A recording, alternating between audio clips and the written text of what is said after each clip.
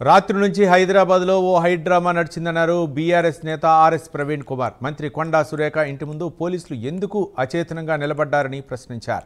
మామూలు పౌరుడికి ఓ న్యాయం, మంత్రికి ఓ న్యాయమా అని నిలదీశారు. మంత్రుల స్థానంలో మాఫియా డాన్లు కూర్చోవలసి వస్తుందని ఊహించలేదన్నారు. బీఆర్ఎస్ కార్యకర్తలపై పోలీసులు అత్యుత్సాహం ప్రదర్శించి కేసులు పెడతారు, కానీ సిమెంట్ కంపెనీ యజమాని సుమంత్ రివాల్వర్తో బెదిరిస్తే ఎందుకు ఎఫ్ఐఆర్ నమోదు చేయలేదని ప్రవీణ్ కుమార్ ప్రశ్నించారు. రాజధాని హైదరాబాద్లో ఒక హై డ్రామా నడుస్తూ ఉన్నది. నిజానికి తెలంగాణ చరిత్రలో ఎప్పుడు కూడా ఇలాంటి పరిస్థితి వస్తుందని ఏ పౌరుడు కూడా అనుకోలేదు. తెలంగాణ రాష్ట్ర పరిస్థితి కుక్కలు చింపిన విస్తరైతుందని ఎవ్వరు కూడా అనుకోలేదు. ఇలా మంత్రుల స్థానంలో మాఫియా డాన్లు కూర్చోవలసి వస్తుంది.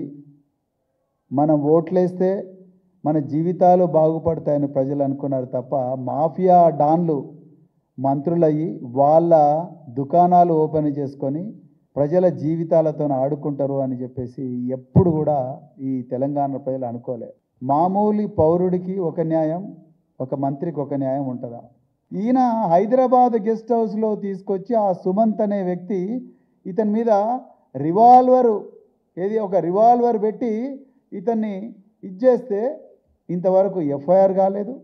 టాస్క్ ఫోర్స్ పోలీసు వాళ్ళు నిందితుడు ఆ మంత్రి గారి నివాసంలో ఉన్నా అని చెప్పి తెలిసినా కూడా ఆయన పట్టుకోలేని పరిస్థితి. ఇంతకన్నా ఘోరమైన శాంతి భద్రతల పరిస్థితి ఏముంటుంది దేశంలో ఒకసారి ఆలోచించాలి. ఇలా తెలంగాణ ఇది కేవలం కొండా సురేఖ గారి వ్యవహారం కూడా బయటికి వచ్చింది, కానీ ఇవాళ తెలియకుండా జరుగుతున్నవి ఎన్నో సంఘటనలు తెలంగాణ మంత్రివర్గంలో ఉన్నాయి. అందుకొరకే నేను ముందరనే చెప్పిన, ఇది మంత్రుల క్యాబినెట్ కాదు, మాఫియా డాన్ల క్యాబినెట్ తెలంగాణ రాజధాని అయిన